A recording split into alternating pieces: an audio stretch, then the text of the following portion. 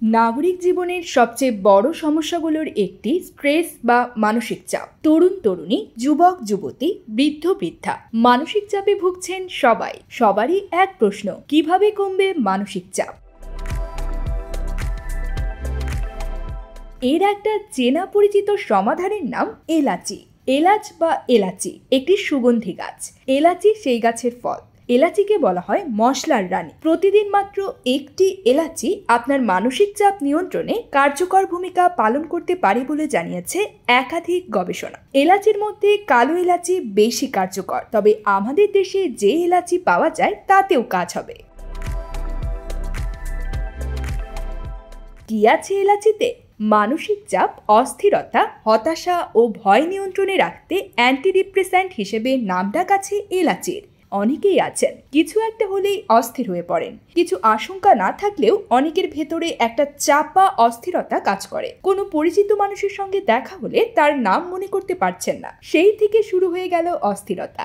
এই অস্থিরতা থেকে ঘাম হয় আর বুকের মধ্যে এক ধরনের অচেনা অনুভূতি কাজ করতে থাকে, বুক ধড়ফড় করতে থাকে।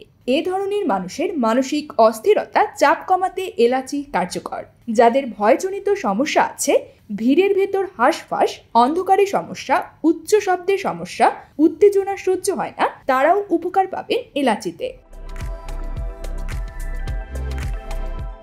আরও কি করে এলাচি? প্রতিদিন একটি এলাচি সর্দি কাশি, ফুসফুসের সমস্যা, রক্ত সঞ্চালনের সমস্যা থেকে দূরে রাখে। উচ্চ রক্তচাপে এলাচি খুব উপকারী। রক্তনালীতে রক্ত জমে যাওয়ার সমস্যারও সমাধান দেয় রান্নাঘরের চেনা পরিচিত এই মশলা। এলাচির মধ্যে থাকা অ্যান্টিঅক্সিডেন্ট উপাদান হার্টের জন্য ভালো, কোলেস্টেরল কম রাখতে সাহায্য করে। উচ্চ রক্তচাপেও দারুণ ওষুধ এলাচি। এতে প্রচুর ম্যাঙ্গানিজ আছে, যা শরীরে ক্ষতিকর উপাদানগুলোর বিরুদ্ধে লড়াই করার এনজাইম তৈরি করে শরীরকে বিষমুক্ত রাখে।